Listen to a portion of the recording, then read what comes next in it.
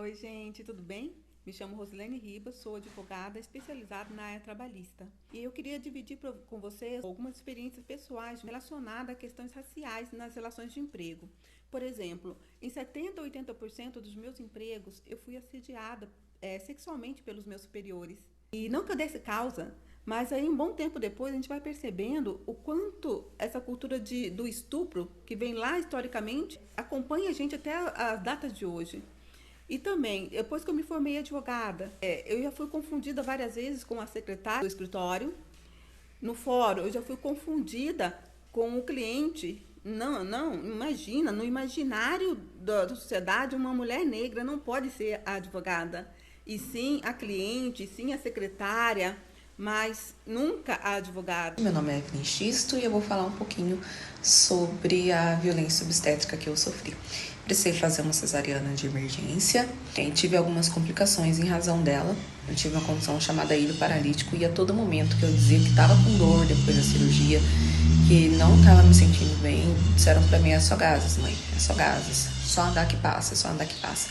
Até o momento em que eu comecei a vomitar tudo que eu comia, meu marido teve que falar mais firme com a equipe de enfermagem, com os médicos, solicitaram um exame e viram que realmente eu tinha uma condição mais séria que só gases. Era hígado paralítico, uma obstrução intestinal grande, e eu passei por pouco de fazer uma nova cirurgia. Eu acredito que parte disso é muito em razão das pessoas acharem que a mulher, por ser negra, é obrigada a suportar a dor porque aguenta. Meu nome é Joyce, eu tenho 37 anos, sou nascida e criada na cidade de Silveiras, e eu já vim falar de um tema que me atravessa e me atravessou durante a vida toda. Eu espero que um dia ele não me atravesse mais, que é o racismo. O racismo, ele é o crime perfeito, ele é o crime que somente quem sofre sabe e sente. Ao longo da minha vida, eu fui atravessada em diversos momentos por esse racismo que me violentou, que me rasgou, que destruiu quem eu era, ou que eu ainda estava me formando para ser. Quando eu era criança, uma outra criança um pouco mais velha do que eu, que foi a primeira vez que eu tive contato com esse racismo escancarado, né, mas não sabia muito bem o nome dele. E essa criança vinha do meu lado, onde eu estava comendo no refeitório, e jogava minha comida longe, dizia que macaco não come na mesa, ou ele pegava a banana, colocava na minha frente e dizia que naquele dia tinha ração para o macaquinho de circo comer. Isso me atravessou muito, isso fez com que isso afetou minha autoestima de diversas maneiras, né? Quando eu fui questionar sobre isso, a pessoa que estava na escola, que deveria me proteger também, disse que provavelmente eu tinha provocado e que ele não ia falar essas coisas para mim à toa, como se fosse um xingamento, uma briguinha de criança. Quando eu fui falar para minha mãe sobre isso, a minha mãe disse: logo você sai da escola. Eu demorei muito para entender o que ela estava falando e por que ela não tinha comprado essa briga comigo. E aí, então, eu entendi anos depois que minha mãe passou por diversas formas de racismo na escola e que a solução para acabar com eles foi, de fato, sair da escola. Ela foi tirada, inclusive, para ser explorada na casa de uma outra pessoa, sem ganhar nada, ganhando roupa usada e o que comer só. E ao longo da minha vida, o racismo foi me atravessando na adolescência, quando eu era privada dos afetos, quando o meu corpo não era um corpo para ser amado e as pessoas me zoavam, falavam, faziam apostas, ou quem vai ficar com a Joyce, quem não sei o quê. Então, várias coisas como essa aconteciam.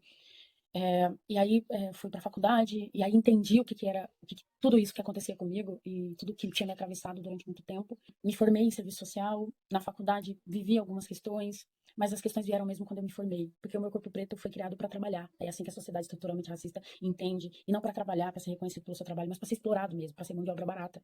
E quando a gente rompe essa lógica, as pessoas questionam o seu conhecimento, questionam quem você é, num período em que eu estava trabalhando em Cachoeira Paulista, eu estava na van para voltar embora e a polícia entrou e fez eu descer da van com escopeta e afins e queria que revistar minha bolsa e porque eu era suspeita de tráfico de drogas, que tinha duas pessoas que estavam suspeitas de tráfico de drogas e o meu questionamento pro policial naquele momento foi se eram duas mulheres pretas que estavam na descrição.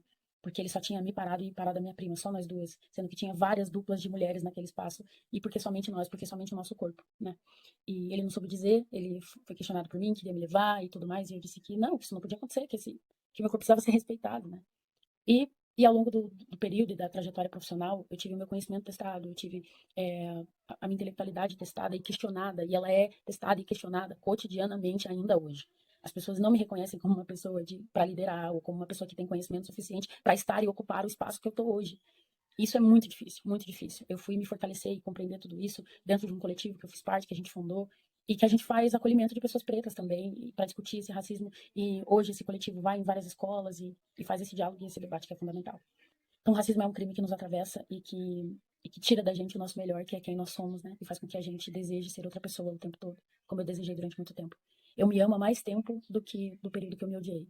Mas hoje eu posso dizer que eu amo quem eu sou e que eu sou feliz com quem eu sou, apesar do racismo ainda me atravessar, apesar do racismo atravessar as pessoas como eu, as pessoas que são da minha família, e os meus amigos, e é triste. É fundamental que as pessoas reconheçam que o racismo de fato existe, que o racismo não é doce e que ele mata, e que ele destrói, e que ele anula toda a nossa existência. Então, num país estruturalmente racista, a gente precisa destruir as paredes e começar a construir de novo. Que o racismo não nos atravesse mais.